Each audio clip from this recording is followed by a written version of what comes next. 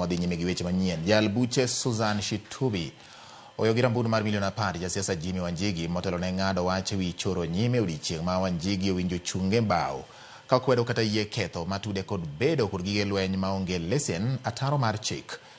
E kinde mane okinde mag Wanjigi kama oting'o Paul Mwite, Kalonzo Musyoka kod Willis Otieno twero wach, jal buche Shitubi ogolo chik ne Wanjigi mondo ter oboke mare mar wuoth mong'ere kaka passport ne do motelo ne ng'eto mar bura mochan tarik 12 dwe mar 9.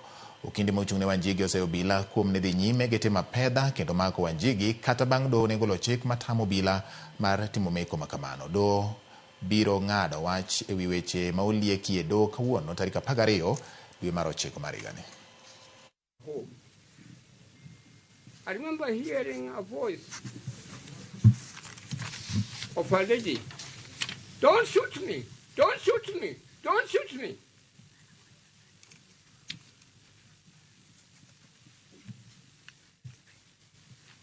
The law of proportionality in arresting an individual, the law of proportionality in carrying out search had been abused. Article 157 of the Constitution, which clothes the DPP with authority to commence a criminal process, as read together with the ODPP guidelines to charge 2019, is not an absolute right. It should not be used to settle personal, political, or business scores.